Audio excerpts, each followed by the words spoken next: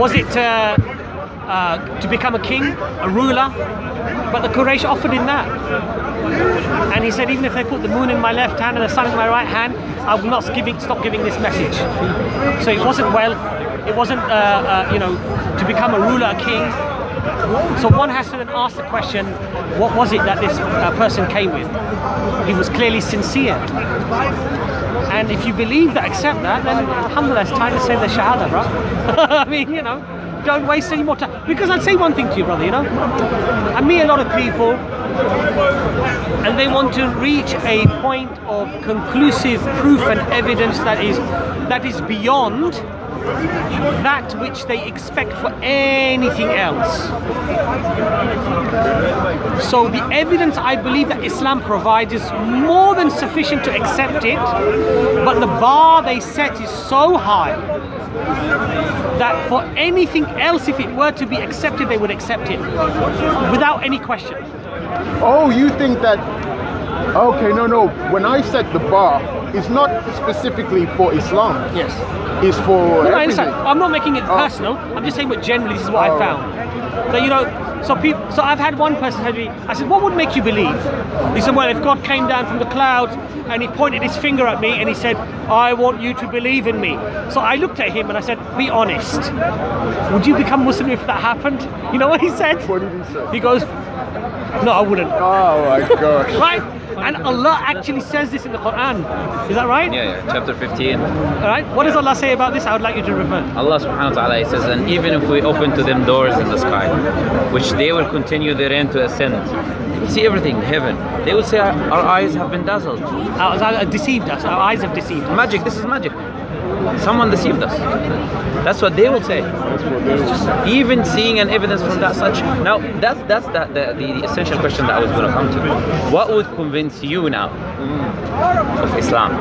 What is your criteria that will convince you, that will make you say, okay, you know what, that's it. I submit, I surrender, I would be a Muslim.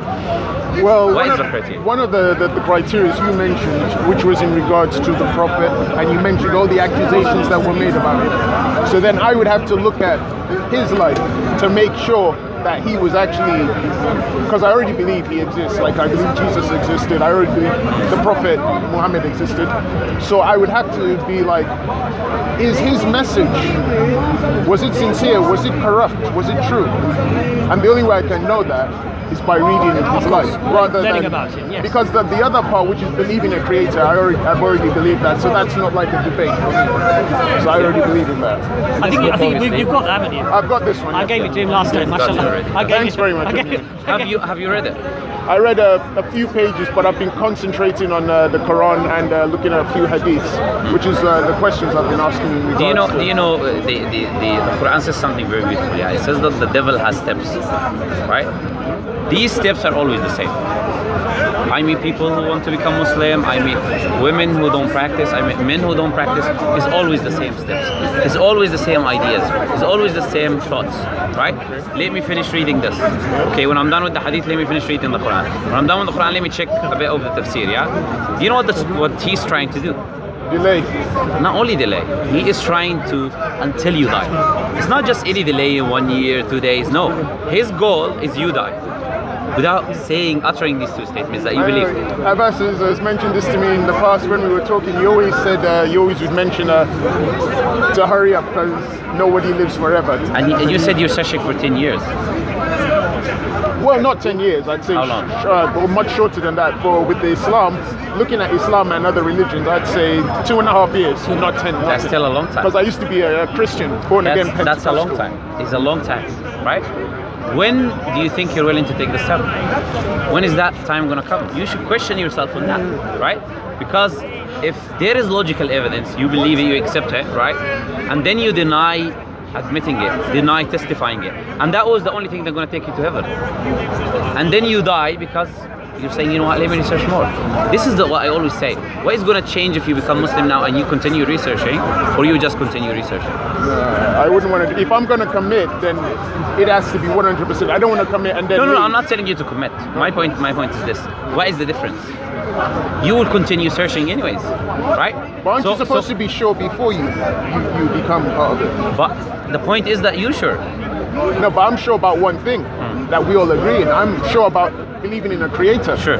And I believe in that the creator created. If that's the only thing if we have in common. provide evidence for the Prophet or Prophet Muhammad is undeniable, what do you therefore accept? That's my question. That's where it gets tricky because we already agreed. I believe that he did exist. I don't have enough not knowledge. existence.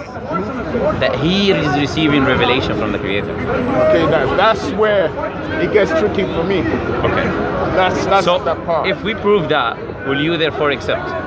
How would you prove that? Yeah, I'm willing to accept anything. That's Okay. why I still talk to Abbas. And, I love talking to him Yeah, because it's nice. mashallah, at least we have a nice 100%. discussion. Yeah, civilized discussion. Civilized discussion. Yeah. So would you agree? You agreed with me that if we prove, you will accept, correct?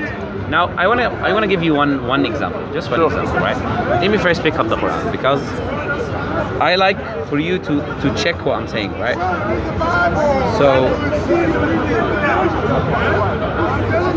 let's go to chapter 86 of the Quran, yeah? It mentions something very interesting. And that something, okay, this chapter is called At-Tariq, yeah? So what does At-Tariq mean in Arabic? This one has lexicons, so we will know what it means. Okay, so we can click here and we can check. What? Knock, strike, that's what the word tariq means. To knock or to strike. Okay, so we have something that knocks and strikes, yeah?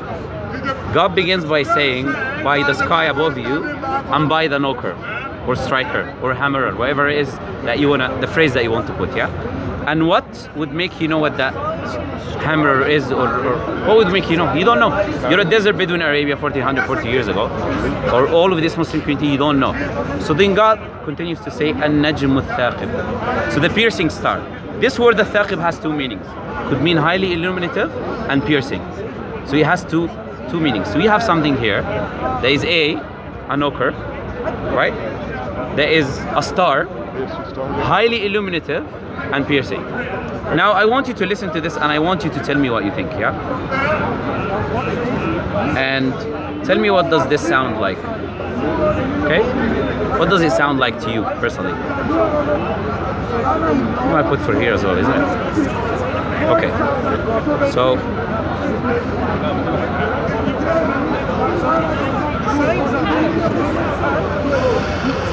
okay, I want you to put it on your ear and you will hear a voice. Ignore the vibration, put the opposite side. Ignore the vibration, but there is another sound happening. Why is it?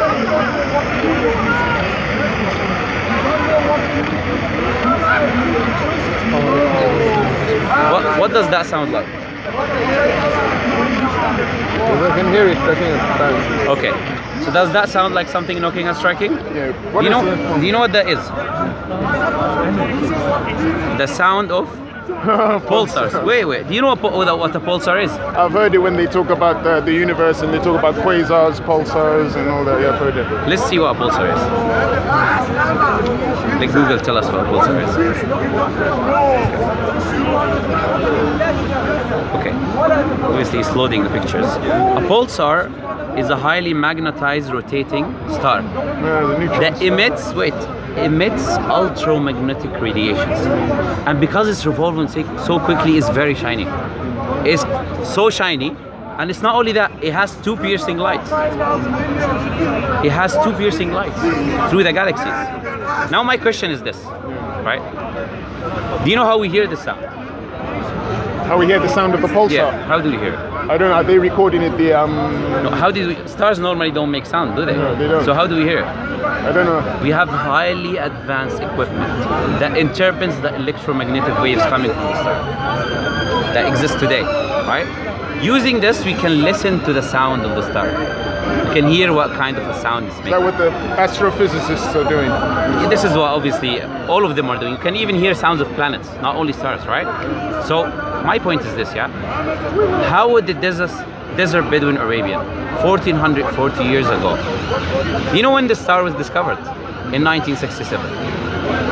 No microscopes, no telescopes, no such thing at the time of Prophet Muhammad. My question to you is this: how would he know that there is a highly illuminative, piercing star that makes a knocking sound? Please. I could challenge you on the star bit, but the knocking bit I couldn't.